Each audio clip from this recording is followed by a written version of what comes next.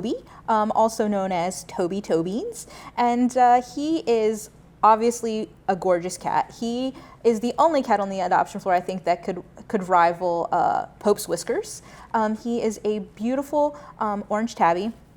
And he is an incredibly affectionate guy. He loves attention. He loves to be held and cuddled. The only time he's a little bit sassy is when you're putting him back and he's not ready to be done with his cuddle time.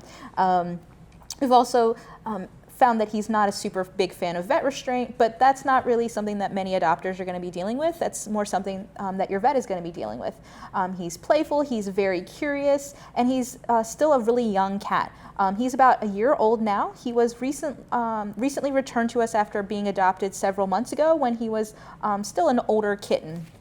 And he is definitely a ham. He makes everyone aware of his presence, and it's amazing to me that he's still here because when he was here the first time, he was snapped up really, really quickly.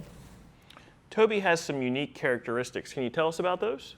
So first off, a lot of what kind of garnered him his name, Toby Tobeans, is that Toby is a polydactyl cat, and that's a genetic mutation. They have extra digits on their paws, so he has like little boxing gloves, and they can have a variety of toes, and he just has, some more toes than we've maybe seen typically on a lot of our polydactyl cats.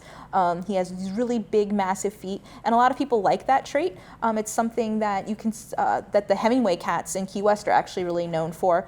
The other thing that sets him apart is that he's not your typical domestic medium hair. He's actually a Manx mix, which is one of the tailless breeds. So depending on how many vertebrae of the tail they have different subnames. But so he's not only does he have extra toes, he's down a tail.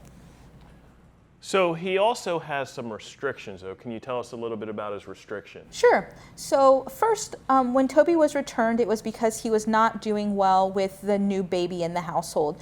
He can get a little bit overstimulated by the young kids in the house, and also because he doesn't seem to be a huge fan of restraint.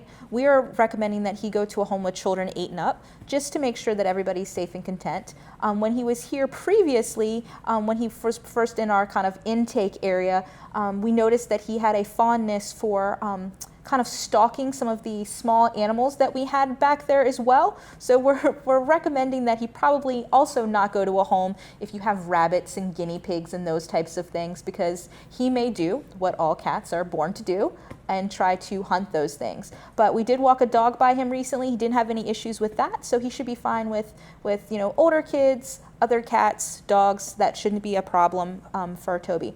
Again, if you're interested in visiting with him, you can do so by going to visitfcac.as.me.